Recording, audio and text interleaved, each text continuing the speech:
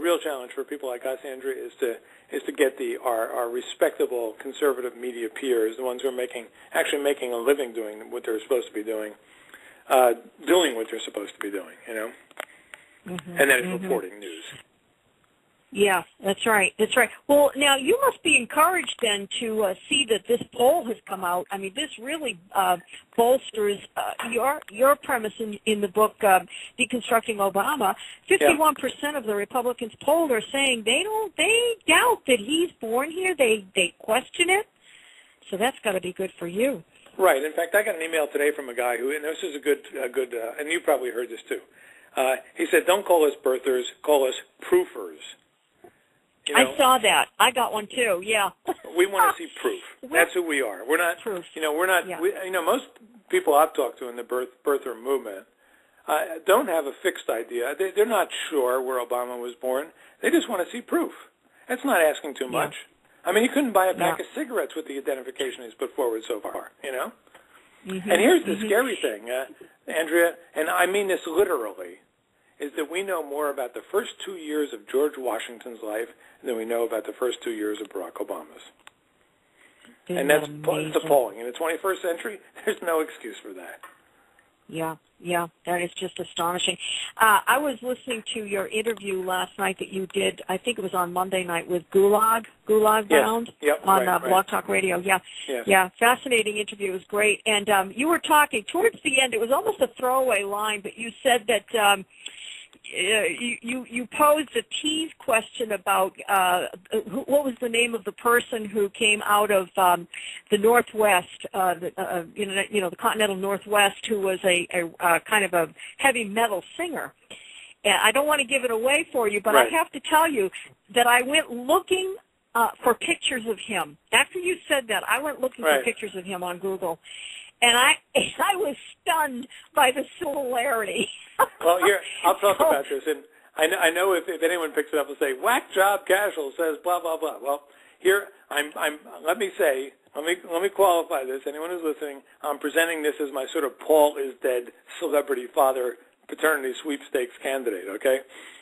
And, because I get the question, is Malcolm X Obama's father? I say no, because I wrote a book that had a lot about the Nation of Islam, and say what you will about Malcolm X, and he was an imperfect human being, but the reason he was killed, the reason he was murdered by Elijah Muhammad in the Nation of Islam, they put a fatwa on his head that Muhammad Ali sat there and nodded about, was because he found out that the founder, the head of the movement, Elijah Muhammad, had active mistresses on the side, and the Nation of Islam at the time preached abstinence and chastity, and Malcolm X practiced it. I mean, his wife was the end and all of his life.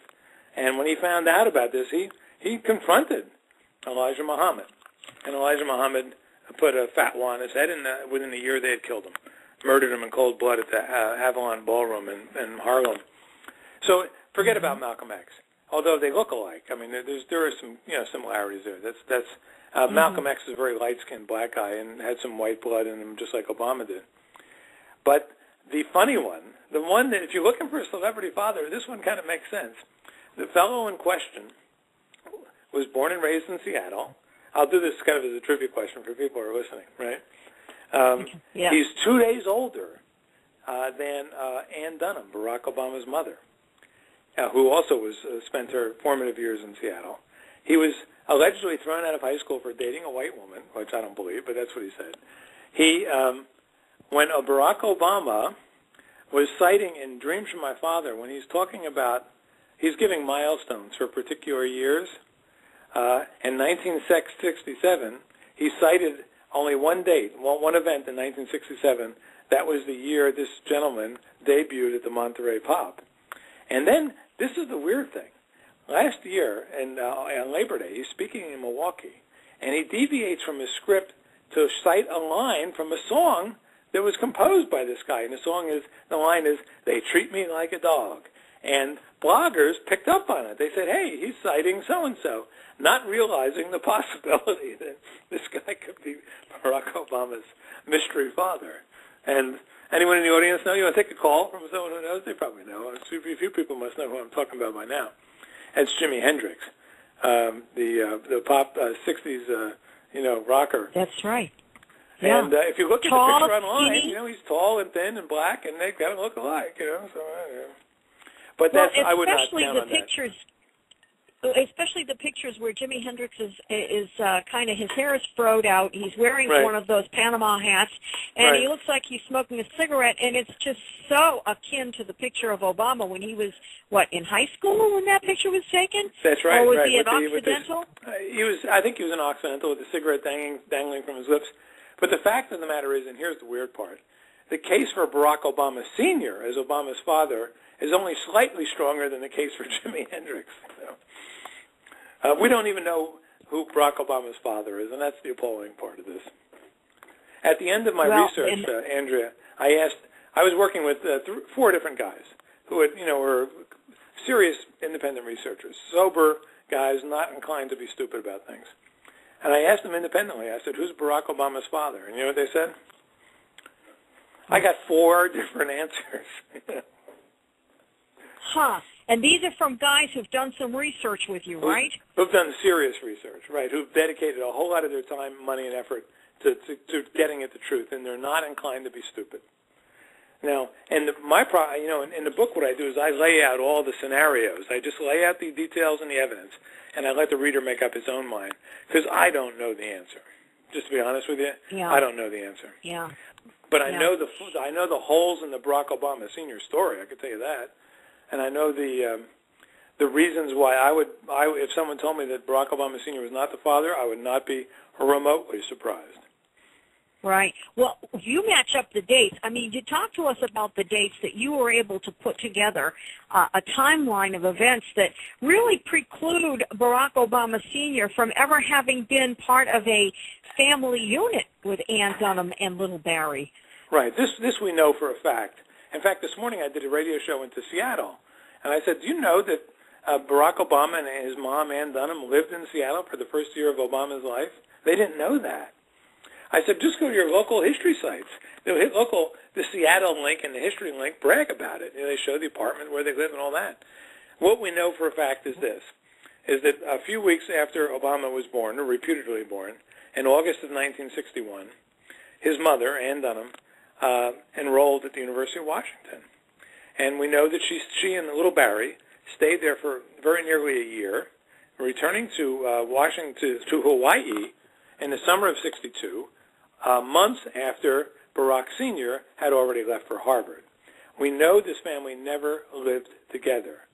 It's possible and likely, in fact, based on what Obama himself said last week at the prayer breakfast, that Barack Sr. had never even seen the baby until he returned to Hawaii when Barack was 10 years old.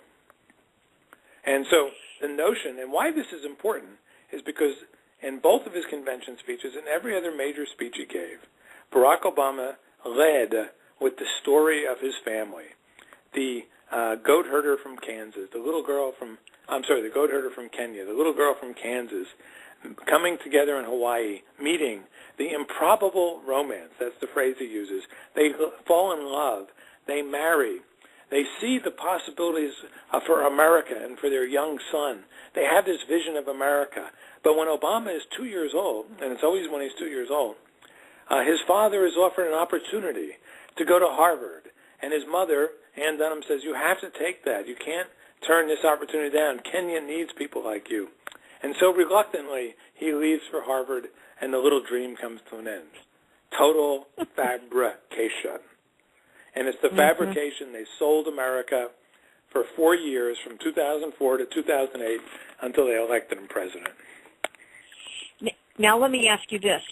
This fabrication, do you think that Ann Dunham fed this fabrication to him when he was old enough to be at the age of awareness, that she constructed a scenario for him that he believed for a long time?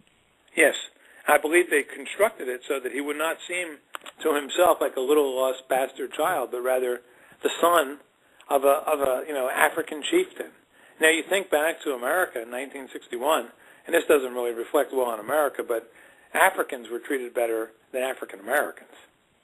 If you were the son of an African, it was much more exotic and interesting and you would face less discrimination than if you were son of a regular African American.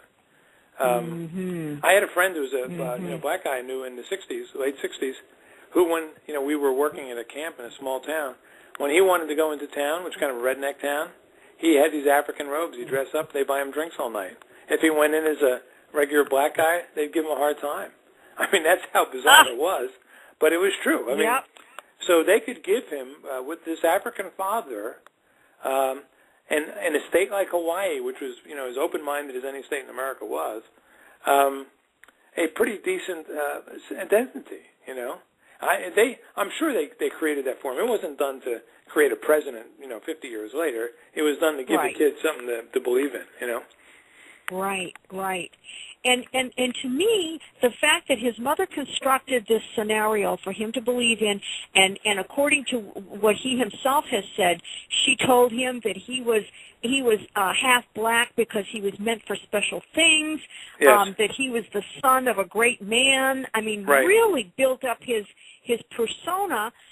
And it seems to me that later on, when he discovered his vaccination records and his birth certificate, according to him in his own words, I think that whole dream shattered when he found what was in those documents. I think you're right. I think what probably happened was this. In 2004, Barack Obama ran for the U.S. Senate, and this takes a little explanation. His leading opponent in the Democratic primary was a millionaire named Blair Hull. And Hull was represented by David Axelrod, who is the master strategist of the Democratic Party. Axelrod specialized in oppositional research on his own candidate. He'd start with his own candidate and find out his own weaknesses. Where is he going to be attacked? What he found out about Hull early on was that Hull had gone through a very nasty divorce. The divorce records were sealed, but unsealed they would be devastating. So what Axelrod did is he left Hull, who was the favorite, and went to work for Obama. A former Chicago Tribune reporter that he was, Hull prevailed upon his friends at the Tribune to demand that Hull's records be unsealed, and they were. And Obama won the primary. In fact, he won the general election because the Tribune demanded that the Republican opponent's records be unsealed, which is ironic given the fact that everything Obama's ever said or done is under seal. I think that Axelrod in that campaign figured out that there was a real problem back in Hawaii. And here's why I suspect that. Covering the 2004 Senate race, and very close to Obama in terms of covering it, was a very good reporter, a guy named David Mendel, who would write a book in 2007 about Obama. And Mendel, the Chicago Tribune, for which Mendel wrote, had actually endorsed Obama in his woe-begotten 2000 congressional race against Bobby Rush, which he lost. And they wanted, and at the time he was an underdog in the Democratic primary, and they wanted to do a profile on Obama, and Mendel wanted to go to Hawaii to write about Obama's background, just very innocently. They wouldn't. They turned him down. They would not let him go. The Obama campaign. Finally, the Tribune said, "You can't not let us go to Hawaii. This is crazy. How can you? Why do you not want us to go? We're going to give a puff piece on your Hawaiian background. And finally, they relented, but they sent along a minder, someone who had to be with Mendel every place he went and sit in and record every interview he did. So they knew back by 2004 there's a hole in this story. They were particularly worried about Grandma, Madeline Dunham, Toot, as Obama called her, because she was the aunt in a family of grasshoppers. She was the Republican in a family of progressives, She was the one who supported this family. And she knew, she knew what the problem was, and they were worried about her. Sure. But she loved her grandson. She didn't want to blow his future, but they were worried about her. And as you mentioned earlier, Andrea, about her, her timely death, like a week before the election in 2008. Yep. I hate to be suspicious, but I am. Sorry, Obama's emergency trip back to Hawaii, which served to remind everyone of his multicultural roots and all that sort of stuff. I don't know. They were worried about her. I mean, I don't think they killed her.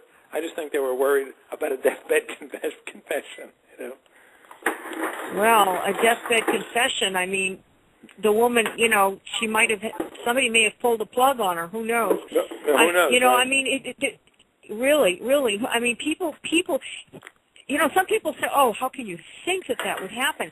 But stranger things have happened. I mean, Kennedy was assassinated. He has a hole in his head. Ron Brown had a hole in his head. People do these things. They do. Vince Foster was rolled up in a carpet and taken to Fort Marcy Park. I was going to say, I mean, the list of, when you talk to people about the death list that surrounded Bill Clinton, and people would say to you, he couldn't have been responsible for all those murders. And I'd say, how many of them did he have to be responsible for him to be a murderer, Yeah, I mean, that's right. I mean, one would be enough, right. I mean, if there's you saw those lists, 50 people who died around, who knows, Yeah. But in Obama's case, I mean, it's just suspicious. I mean, because if they're hiding the story and she dies a week before the election, Obama's there for the death. Like I said, I don't think they killed her. I just think he was there to make sure that there were no incriminating documents left around, and that she didn't say anything at school. And here's the bigger picture of all of this, and that is that if David Axelrod knows the secrets, then who else knows the secrets, and how does that imperil or endanger this president into doing, or coercing him into doing something that he may not want to do? I mean, maybe he's all of a piece with this whole global situation and, the socialization of our economy and our health care and all of that. But what if he didn't want to go along? What if he's going along with this because he's being blackmailed? Well, the one person who holds the key secret right now is Bill Ayers.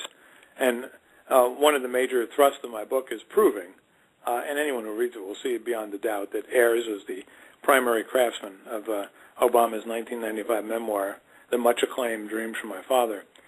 And Ayers is much more radical than Obama. Obama's a calculator. He's ambitious. He wants to be reelected. He'll cut some corners. He'll do this and that. Ayers is not like that. And people say, then why did Ayers help Obama become president? And from my research, what I've discovered, Andrea, is that his goal was never to make Obama president. His goal was to make Obama mayor of Chicago.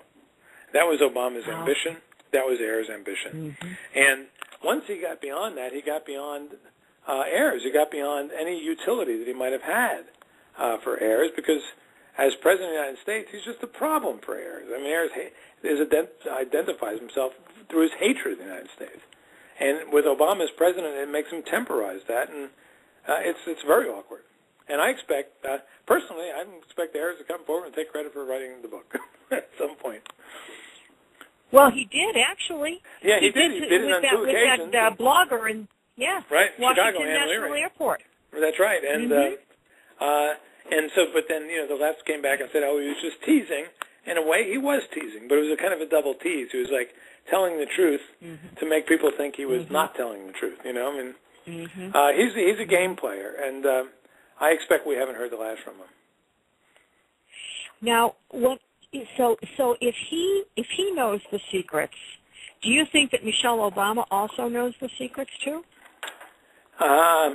Yes, I think so. I mean, she knows that certainly that Ayers was involved in writing the book, because it was her doing. Right. According to Christopher Anderson, right, but it was she who urged him, But I'm talking about Obama's lineage. I think so. I would imagine that she does. Because, his marriage to Michelle is calculated, Just like his choice of church, becoming a Christian was calculated to advance his political career. And what Michelle offered was she could give him daughters who were the descendants of slaves. He himself was not the descendant of slaves, but descendant of slave owners. She was also black, which was critical for his campaign, and dark, which was critical to get the support of black women. It may seem strange, but that's his own people acknowledge that. Right.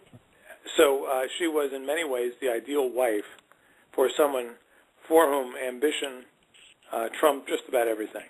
And even our own people, I think, Andrea, underestimate the role that ambition has played in Obama's life. Yeah, he's a socialist, but he's ambitious. And so he'll check himself for a while to advance his career. He'll, just like the whole book, Audacity of Hope, 2006 book, was total fake to the center, a strategic feint to the center. And people bought into it, unfortunately, including a lot of our own people. Well, yeah, everybody who voted for him bought into it. Right. Everyone, not only those who voted for him, but those who did not object strenuously to him, you know. Yeah. Ann Leary, who's the backyard conservative, she was the blogger at the airport. Yeah. In fact, I talked to her. She's real good. I admire her. She's what tenacity, you know, just to confront Bill Ayers in a Starbucks. You know? I know. That takes a lot of chutzpah to do. I'm not sure I would have gone up to him and said, "You're Bill Ayers, aren't you?" Yeah, right. And she's very funny about it. She's very cute about it. Yeah. Yeah, I know. Backyard conservative. Frank Marshall Davis. This man played a huge role in Obama's life. Obviously, he was mentoring him, and he was, I guess, brought to Obama through Obama's grandfather, Stanley Dunham, who was, I guess, friends with Davis, right? Right. Yes, he was, right. And David, you know, it's interesting, you know, and you probably discovered this yourself, Andrea. Yesterday, for instance, I was giving a talk at a breakfast club that was, you know, largely Republican businessmen, right? I mean, I'd say it's about 90% Republican. And there are probably about 80 guys in the room. I said, how many of you know who Frank Marshall Davis is? You know how many of them knew? None. No one knew? What's that? Nobody knew? No one knew. I thought maybe a couple of them would know. No, and at least no one raised their hand. I've found that before to be true. Now, on the left, no one knows who he is. You could say Frank Marshall Davis to 1,000 left-wingers, and they just stare at you, you know, blankly. On our side, you know, I would say a quarter of the people know who he is. And like in the Tea Party world, in your audience, everyone knows who he is. We know them well. But for those people who choose not to be informed, you know, Frank Marshall Davis is just some name they never heard before. But he's an important person, more important than anyone imagines, because there's an excellent chance that he's Barack Obama's father. And when you get into the story, it's, you know, and he's a member of the Communist Party USA. He's dead now, but he was a member of the Communist Party USA. He was a pornographer, and he was also the mentor. He was also bisexual. And, you know, Stanley Dunham would leave his adolescent son to be mentored by this guy, his introduction into the world of blackness, because Davis is black. Davis is a great character. He's a great writer, by the way, an excellent writer. I read his memoir, Live in the Blues. He was born in 1905 in central Kansas. You know, he experienced more discrimination than the average Jay than Obama did in his whole life, you know. So you can understand why he might have drifted to the left as he did and joined the Communist Party. He comes to Hawaii in 1948. He's married to a white socialite. He's a big lover of jazz. I mean, it seems obvious that the Communist Party gave him the marching orders to go to Hawaii to be the leading propagandist for the International Longshoremen Workers Union that was at that time strangling Hawaii. It was major strike. Harry Bridges, the head of the union, was a member of the Communist Party, unapologetically, the Communist Party USA, as was Davis. And he stayed in Hawaii for the rest of his life. Obama, as senior, probably knew Davis as well, because they were both fellow travelers in communist circles. Obama Sr.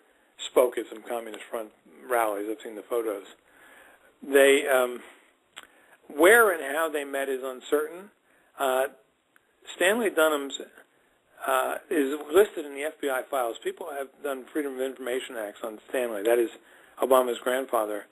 But the records were all destroyed or something. I can't imagine that Stanley Dunham was anything more than a sympathetic party, because he had nothing to offer the Communist Party. I mean, Davis did. Davis was a writer with great contacts and everything else, but Stanley Dunham was selling furniture. I mean, I just don't see him as being very valuable. Where and how he met Davis, I do not know.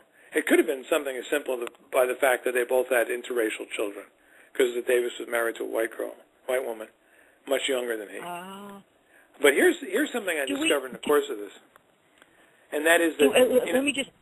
Sure. Let me just ask you. Let me just interrupt you for a second. Do we know what Frank Marshall Davis and his white wife's children look like? You know, I've seen photos. They don't look much like Obama, and here's why. The person that Obama looks like where he got his genetics, his genes, and his looks is from his white grandfather, Stanley Dunham. They look remarkably he definitely alike. looks. Yeah. And in that regard, he looks a lot like his mother too, because she looked a lot like Stanley. That's right. She looked like her father, and Obama looks like his grandfather. There's one photo of him, Stanley Dunham, and this is an interesting photo because it throws doubt on Obama Sr.'s paternity, because Obama Sr. is leaving for Harvard in '62, standing next to him, and it's a group picture. You can go online and look for this. Anyone, I would recommend you do this. Standing next to him, and at this time, Stanley Dunham would have been about 40 years old, is Stanley, and my gosh, he looks like the spitting image of Barack Obama. He's better looking, actually, because he doesn't have the ears and he has good hair, but, I mean, he was a good-looking guy, and he was, at that time, he was trim and well-built, you know. Boy, he looked good. I mean, he looked just like Obama. Now, what causes you to doubt Obama Sr.'s paternity is this. Okay, let's say you are the father of a 17-year-old girl who's been knocked up by some African who's now fleeing the state for Harvard and abandoning his wife and child, and you're standing there next to him at the airport with a big smile on your face, and you're both wearing leis? No. I don't think so. Yeah, no, I don't you think got your so. shotgun out, and you're chasing this guy around the island, you know?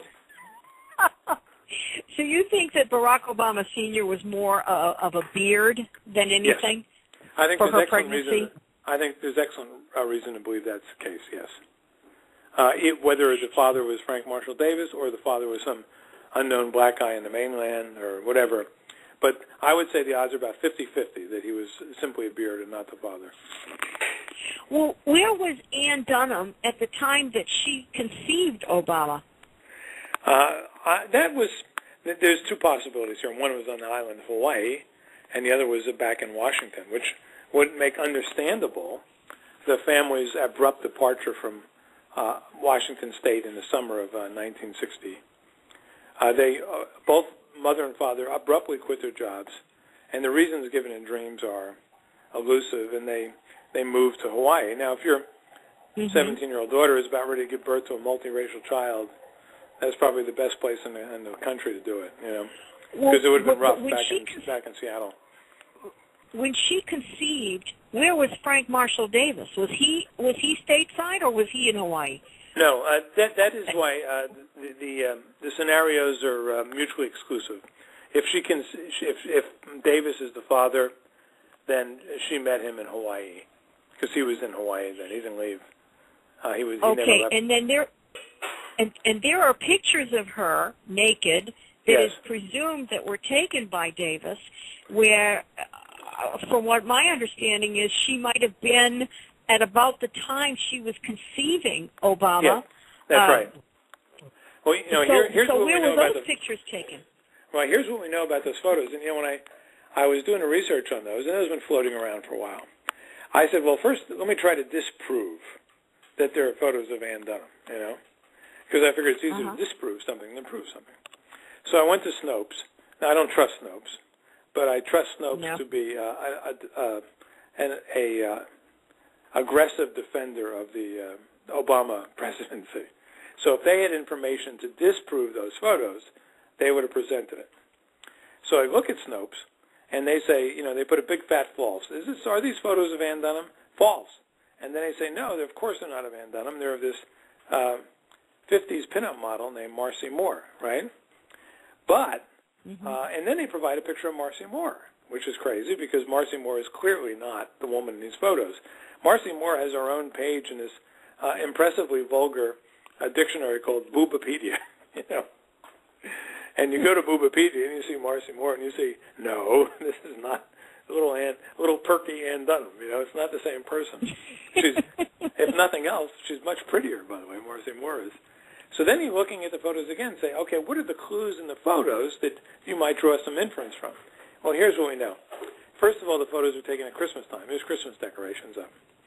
Secondly, there's a jazz album sitting out on the counter called Cuban Fire, which, in fact, came out that very year, and is by Stan Kenton.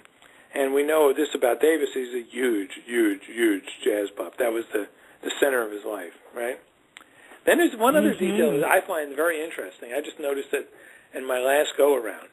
and that is the woman in the photo, the young girl in the photo, who, by the way, looks just like Ann Dunham. Yes. Has a tan line where her shorts would be. Yes. Now, this would not matter if it were July, but in December. But this is December. Christmas. Where can you be in the United States and get a tan line? Right. And she had written back to her friends on the mainland saying, oh, this place is great. We can wear shorts to class, right? And that's exactly where the tan line is. So every bit of evidence that I could find supported and reinforced the idea that this was, in fact, Ann Dunham. Now, here's something else I learned in reading Frank Marshall Davis's memoir. I said, I wonder if he was a photographer. Well, sure enough, when he's about 30 years old, some friend steals some photography equipment and gives it to him.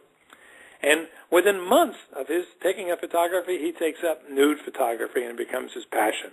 Black girls, white girls, married women, unmarried women, whatever. So we know he's a nude photographer, and every single detail falls together.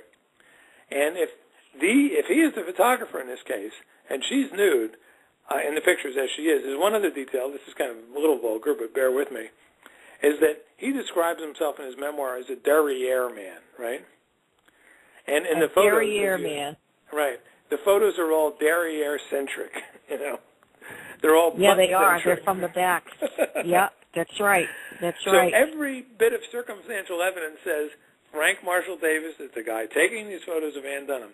If they are that comfortable with each other, this is in December December 1960 rather, when she just turned 18.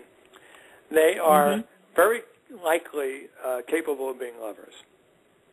At the time, she would have been about a month pregnant. So it wouldn't show. Right. So he's a suspect. He's married. He's got a couple. He's got a white wife, a few little children. He can't afford that. So he has a penchant for white women. Obviously, he's married. Yeah, he's mentioned that. In fact, in his memoir, he said the only 3 women he's impregnated in his life were all white. He says that in his memoir. And in his pornographic novel, Sex Rebel Black, he confessed. He tells a story about one woman who sounds all the world like Ann Dunham. And her description of what she looks like, the nature of the relationship, how she felt totally guilty around racial things and wanted to be impregnated by a black man, blah, blah, blah. Now, at the time, also, she was probably very angry at her parents for forcing her to go to Hawaii. She wanted to stay back in Seattle. All the details fall together. There's an excellent chance that this is so. And let's face it, Andrea, if he were the father, he could not assume that responsibility because he's got a wife and a couple little kids. So let's say he meets his fellow traveler, Barack Sr., right?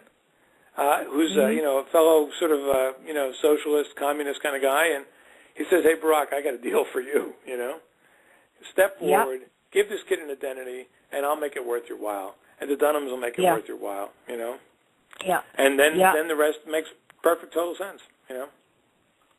So it's very possible that Barack Obama Sr.'s name is on the birth certificate because that would have been part of the deal. Yeah, sure. There's no reason to believe it wouldn't be. Yeah. But what might not be on the deal is where the baby was born, because there's an excellent chance the baby was born in Washington State. Hell, who knows where they sent her away to? Yeah. I mean, maybe. And you say also that nobody can recall seeing her pregnant. No. No one can recall seeing the couple together. And Barack Obama and Ann Dunham. No one can recall seeing them together. No one was at the wedding. We know that. There's no photos at the wedding. There's no ring. There's no marriage license anyone has. There's a divorce. And the other thing too. Yeah, well, and who knows how that came about. The other thing too that came out of the interview that you did the other night on the Gulag show, Tallulah mentioned that she had heard that Ann Dunham told a friend of hers when she was still in Washington State that Obama was just an infant, and she said, "My parents haven't even seen him yet." That would argue for a birth outside of Hawaii. Now there's some people, and I go into this in my book Deconstructing Obama. I go into it in all the scenarios, but I've heard people argue, and it's maybe a credible argument, that she went up to Vancouver to have the baby because the health care was free. And if that were true, and that would not be totally illogical, he's born outside the United States. Now, there are obviously people who believe he was born in Kenya, and given what we know, who knows what was possible or where he was born. But it's just that what I have trouble with is any documentation from Kenya. It's just, you can't, it's not reliable. It may be true. It's just not reliable. Yeah. Right. Yeah, I think I tend to believe that disbelieve that he was born in Kenya. I don't because it doesn't add up. I mean, Barack Obama Sr. took off, and he wasn't part of her life. He just gave the kid the name, and that was it. Right. He was off doing his own thing. Why would he bring her to Kenya where he has a wife already? Yeah, and let's face it too. I mean, she was very squeamish. Ann Dunham was very squeamish about health care in Indonesia. We know that. When she moved there, but can you imagine? I'm sorry, I'm pregnant and I ain't going to Kenya. I'm going anyplace left. I'm going back to Seattle. I'm not even sure I want to stay in Hawaii to have a baby. I'm going to Kansas City. Yeah, right, exactly. Yeah. Well, Jack, let's tell the folks how they can